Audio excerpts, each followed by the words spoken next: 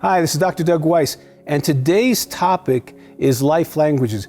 Did you know that you have a life language? You probably don't know what it is.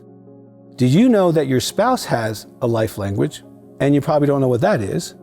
Did you know your boss, your employers, your friends, your neighbors all have life languages, and if you knew what they were, you could have such an easier life. How many times have you felt misunderstood? How many times you felt confused by an interaction with somebody, be it your spouse? How many times have you stayed up to 2 o'clock in the morning to finally understand what your spouse was saying? Wouldn't you like better sleep? Wouldn't you like better communication? Wouldn't you like to be able to flow with people that you're around, especially the people you're around a lot, like your kids, your family, your friends? Well, we are going to unlock the doors to that for you today. I'm going to introduce some very special guests and a long-term friend, and you're going to learn some amazing things. Now, we're going to have several of these. We're going to go through each of these life languages. Today, we're going to just generally introduce the topic. Now, if you have yet to subscribe to our channel, there are hundreds of YouTube videos that you can get help from, information from. We'd love for you to do that, but you have to subscribe, so hit the button. If you have a question about this or any topic that we've covered, please fill in the box and do that. So stay tuned.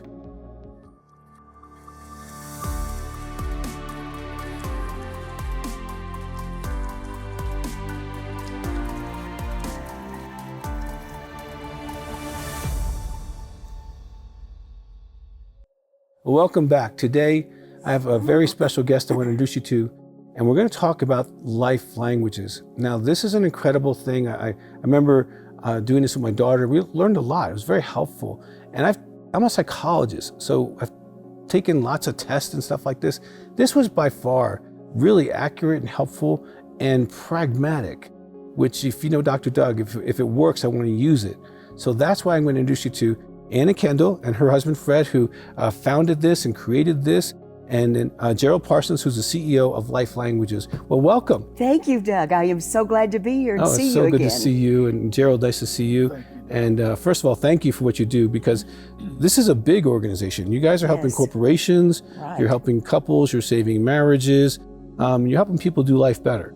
Yes. And so I love that. So let's start with, why in the world did you do this, Anna? Why did you and Fred put your brains together and say this needed to be done? Well, you know, Fred was in the Marine Corps for 11 years. When he got out, he'd been selected as major. So he saw a lot of things going on in the Marine Corps. And he realized that people seem to respond to life either first cognitively or emotionally, or some just went into action without being aware of what they thought or think.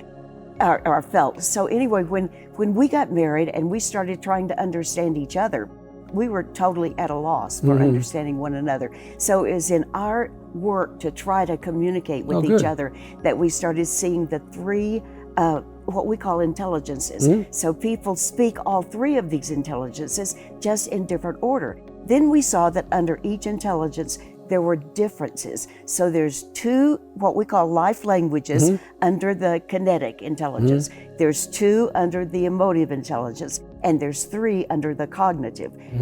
Doug, we speak all of them. We just speak them in descending order. And often our first life language may be our spouse's last. And you're doing this. Yeah. So you're doing this crosstalk, or one of your children's last, and you love that child. It's just a little harder to communicate. So all of this makes That's not as simple as because they're like their mom. No, it is not at all. So Jerry has come along to help us move this along. We started this in the 80s, and we now are in how many countries? 85 countries. 85 countries. And how many languages? We have 9 current languages. 9 languages. So if someone's watching us in other countries, they can probably get a hold of this. And you can go to our link, we'll show you on the screen, and you can get information on this. But Jerry, you also do this in corporations, right? Absolutely. In fact, one of the wonderful things is that communication is needed everywhere. Right. It's not just in the family unit, but obviously that has to be healthy. But in the corporate world, the corporate unit, business units find it extremely helpful because it reduces conflict, it helps de-escalate, it helps turnover, it helps engagement. All of these, what we call them point of need modules, go into these organizations and really make huge improvements. One of the words that we use that seems to resonate really well is called relationship equity. And not equity from the standpoint of justice, but equity in value, like your house. And we use that because if we teach people how to flex into each other's communication styles, then everything seems to calm down, get better, beautiful. And you build that equity with each other. Now, so there, our audience may not be familiar with life languages. I've known you for a long time, and I've known lots of people who've done it, and have had miraculous help by it. So that's why I'm encouraging, all my people, all the people watch this, please do this. But tell us about these life languages. Okay, we're gonna get each one in another segment, but just walk us through some of these. All right, well, first of all, we have a profile that you can take, and the profile is like 115 questions, and it gives you a 22-page printout. And they can do this online, right? Yes. Okay. All about you. So you understand yourself. The first thing that this helps is understand who I am, how I was created, and understand my purpose. Absolutely. So it really gives you that great self-understanding. Then it helps you to understand the others. So the tool is really, really valuable. And like I said, you speak all 7 of the languages just in descending order. So when you understand this, it's like my husband's first language is an action language. Jerry's first language is an action language. And they are lead, follow, get out of the way, let's make it happen. Here's the vision, let's go get it. And someone whose first language is emotive might be sitting back there thinking, wait a minute, that's too fast. I don't know if the ship is going to go. And it's like, what does this mean to me? And suddenly they can get their feelings hurt. And it's not about you, it's about that mover who's going out to make things happen. So all of the languages have those elements in them. Yeah, and so when we do this with folks, we do it with families or whatever unit, we teach them how to recognize their lowest languages and their highest languages so that I can learn to speak. You've heard somebody say, that guy really speaks my language. Right, totally. Well, that's actually science. Yes. That's actually the science behind what we do. And so we really teach people how to speak your language. And having the same language is fine, having opposite languages is fine. There's no combinations that can't work. But what helps is to understand them, and that's what makes them work. When we're courting, when we're in that dating era, we believe that everybody speaks all 7 languages fluently. And then 6 months after you're married, you say, who is this person? Right. Because their first language and second language come out. And after I married Fred, I thought, my Lord, I have married my mother. Because Fred's first language was the same as my mother's, which probably was why I was comfortable with it and didn't feel threatened by it, even though it was one of my lower languages. But so then you need to really understand who the other person is. And it has saved marriages. This has saved children from running away, from not being understood, from being rebellious. It's tremendous what this will do to a family. Well, I've seen it in a corporate setting with, Daystar, because I know that all those producers and staff and higher up, they all do it. Right. So they'll all say, oh, are you a mover? Yeah. Are you a this? Are you a that? And I remember for a couple years, I'm like, what are you guys talking about? I know. Because it was like, well, Doug, what's your language? I go, English. And it didn't satisfy me. Yes. So it gives you really a great format. So if you would, just kind of give me, like in a couple sentences or so, each language, because we're going to spend 8 to 10 minutes on each one, but you're going to have to go to those. So if you identify with one of these, make sure at least you watch that segment to make sure you're right, because you might not be. And probably better just watch all of them, because, like I wrote a book on the sexual expressions, and there's 5 sexual expressions, right?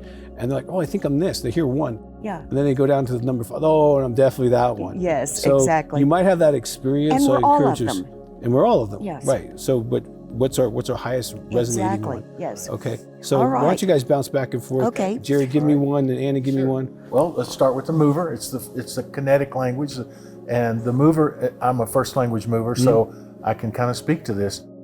Very innovative, very forward thinking, very creative, very high standards kind of person, live by the rules kind of person. Doesn't understand when you don't live by the rules. That kind of is a distress flare. Can be perceived then as short sometimes, or even harsh, because they think they're communicating well, but if you're an emotive language or maybe a Cognitive. cognitive language, you could perceive that as being, dismissive. And when you think of mover, think of fire engine red. Yeah. That's really the way they come across in the world. And they are visionary. They have tremendous insight. You would say they have street smarts. They're very... it sounds like you say intuitive. Yeah, intuitive. They're very intuitive. They have very intuitive. Responders, a lot of first responders are first language movers, those kind of folks that are run to the roar kind of people. Now, the second kinetic language is the doer. Doers are, and again, it's an action language. They go into action immediately. But doers succeed in life by one step at a time. Very, very practical, pragmatic. It makes sense to them. Whereas movers, they'll go from first step to 12th step and maybe not understand all the ones in between. But doers are very pragmatic. They're practical. They're the ones that keep the wheels of progress rolling. They love to finish what they start. Movers love to start and then move on. Right. Yeah. So we need the doers to come and finish it. Absolutely. So, and doers, you would say that their color is orange. It's like the harvest. It's like the earth.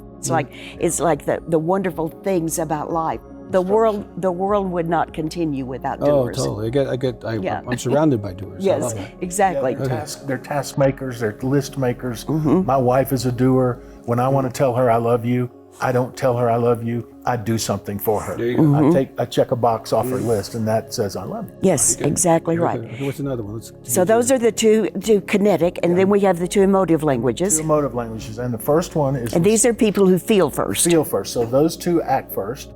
These two feel first. The first one is responder. Responder is the number one most spoken first language, okay? Because they're kind of the sweet people in life. I think God put a lot of those on the planet. He knew we needed those. Yeah. And so responders are very caring. They're one-to-one. That's where they're very comfortable rather than one-to-many in leadership styles. They feel deeply, feel very deeply, and they can feel so deep that they can pick up conflict from others. They can be offended for somebody. Yes, they have to guard against that. But the responders are warm, sensitive, nurturing, compassionate. But here's an interesting thing. They're not wimps. It is the number one language of pro football players, especially quarterbacks. Because, see, where movers are great in action because of their passion, responders are great in things like this because of their depth of their feelings, and feelings energize us. Yes, so that would be, and the color for the responder is purple, the heart, the purple heart. The second emotive language is influencer. This is bright yellow. These are the sunny people. This is Anna. Yeah, these are the ones that they see the glass half full. They're positive, they're optimistic, they're encouraging, and seldom depressed because it gets boring for them, so they come out of depression and go back into life. So you would say the influencers are... They're very celebratory when it comes to, they don't have a problem if you succeed. They will celebrate that. That's awesome. So they don't internalize, well, I should have got that or whatever. Yeah. They're very win-win oriented. They're usually very good salespeople. They're very good negotiators. They're creative writers. They're very creative writers. Anna is a first language influencer. Yes. And so when we need a shot in the arm, we just said, Anna, you need to come into the room for a while.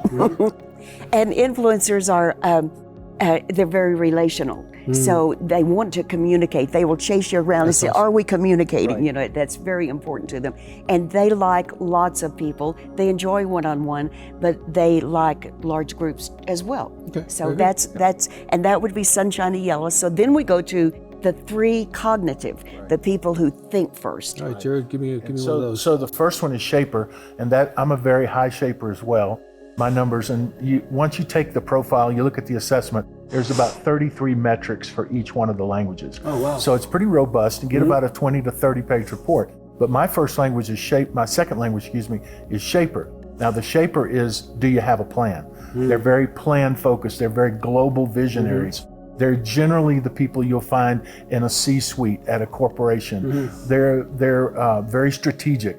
They are reverse engineer people. Okay, so tell me what we want to do, and then I'll figure out how to do it, and then come back to you and say, this is how. So they're very plan focused.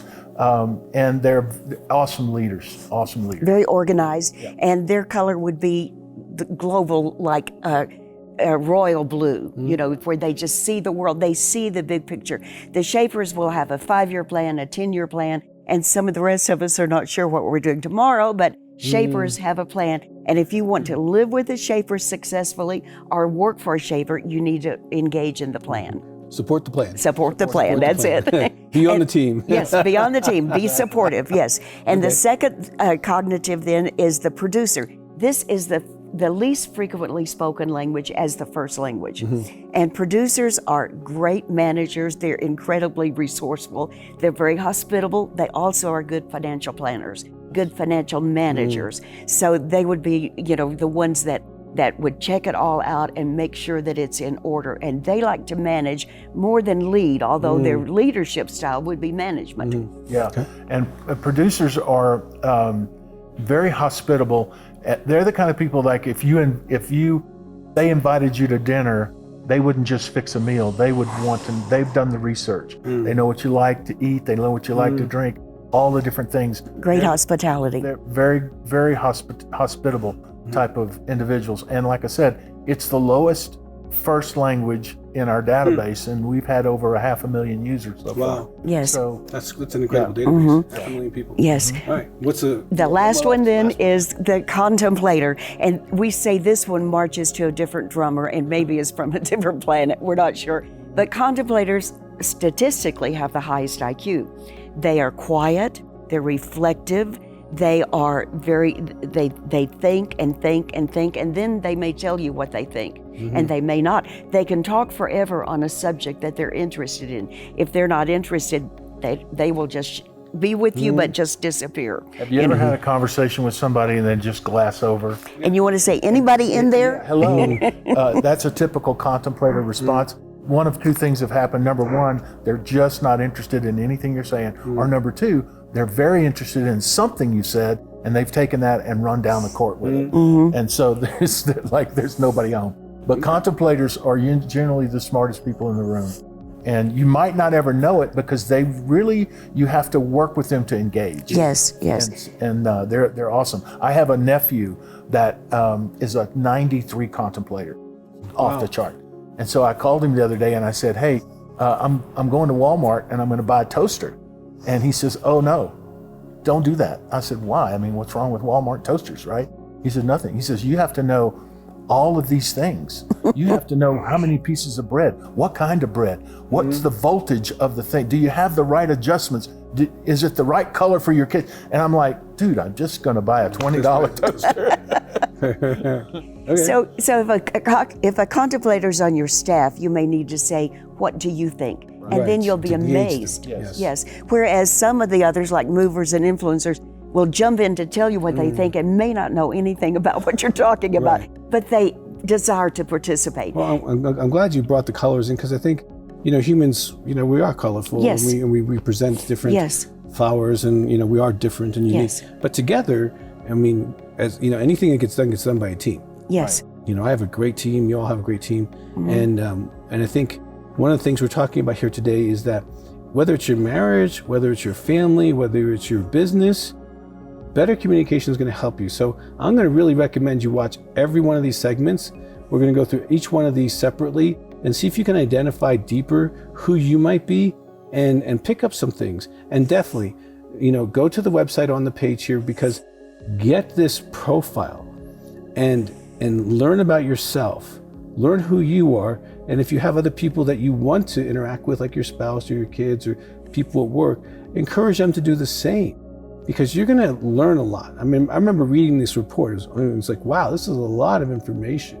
It won't take you that long to do it, but it could change your life. So please go to the webpage on the screen, knock that out, and really enjoy and find out if you're right. Watch all the segments and go, wow, I think I'm this, and then take it and find out if you're right. But I really strongly encourage you to do that. Thanks for being with us today. And we're going to come back on these other segments. So please, if you've not subscribed, subscribe. And if you have a question, ask it, and we'll get back to you. Until next time.